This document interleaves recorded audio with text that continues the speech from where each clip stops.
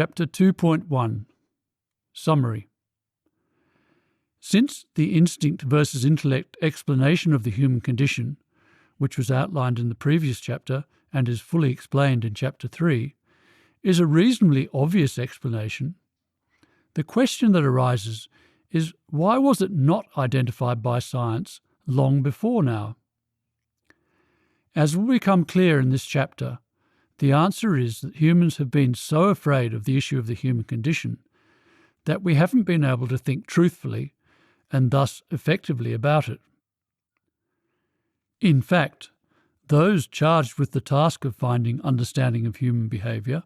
namely biological scientists,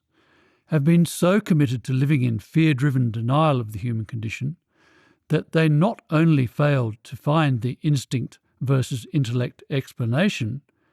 they built an immense edifice of human condition avoiding, dishonest explanations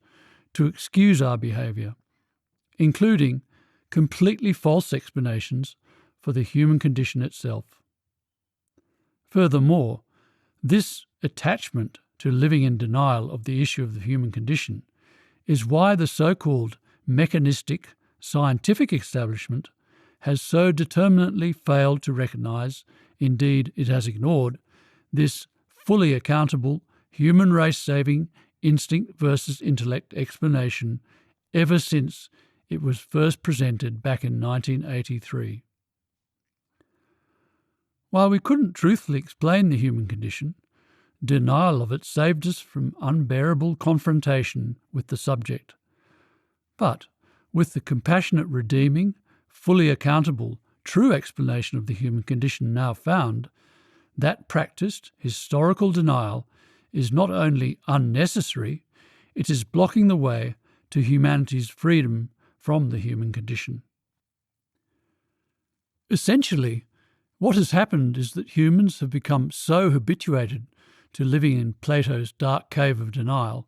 that when finally given the means to exit the cave and stand in the warm, healing sunshine of self-understanding,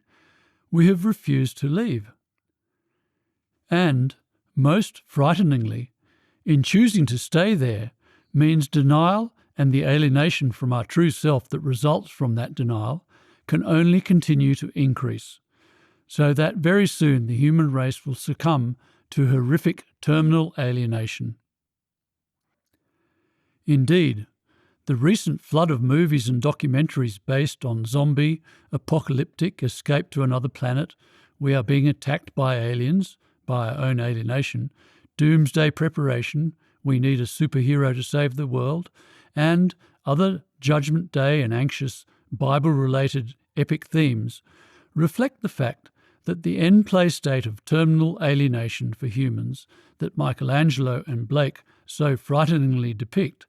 is upon us. The epidemic levels we are now seeing of the extremely psychologically distressed states of psychopathic narcissism, manic depression, attention deficit hyperactivity disorder, ADHD, and the ultimate completely dissociated from the world state of autism, states that will be explained later in chapters 8.16b, c and d, are similarly indicative of this state. So the great hope, indeed expectation, with freedom is that by complementing the carefully argued and constructed presentation of the instinct versus intellect explanation of the human condition, and all the other insights that flow from it, with deaf effect eroding introductory videos and the opportunity to participate in interactive online discussions, support for this world-saving information and the fabulous life outside of Plato's dark cave of denial it makes possible will finally begin in earnest. The just described inability to think truthfully or to accept truthful thinking, and the associated problem of the deaf effect that was explained in the previous chapter, all reflect a truth that will be established in this chapter, which is that our species has suffered from an immense fear of the human condition. In fact, our fear has been so pervasive that almost all human behaviour has been affected by, indeed is a product of, even driven by it. What this means is that to truly understand our behaviour, which is the purpose of this book, we have to first truly understand our extreme historical fear of the human condition. As such, the main presentation in this book, which begins here in Chapter 2, must start with an exposé on just how terrified we humans have been of the issue of the human condition, of our species' upset state. The latter part of this chapter will then demonstrate how that extreme terror has dictated all of mechanistic science's human condition avoiding, blind and extremely dishonest thinking about the biology of human behaviour, a process that will in itself dismantle the giant edifice of denial-based non-answers about human behaviour that has so determinately been assembled. Following that demolition, Chapter 3 will present the detailed account of the truthful human condition confronting, not avoiding, instinct versus intellect, real explanation of our species' condition that was outlined in Chapter 1,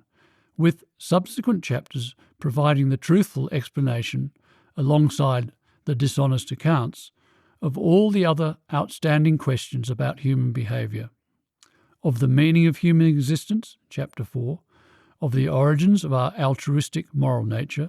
in Chapters 5 and 6, of how and why humans became conscious when other species haven't, in Chapter 7, of the true story of our species' journey from an original state of cooperative, loving innocence to our now immensely psychologically upset, angry, egocentric and alienated condition, in Chapter 8, and finally, how this real understanding of the human condition liberates and transforms the human race, in Chapter 9.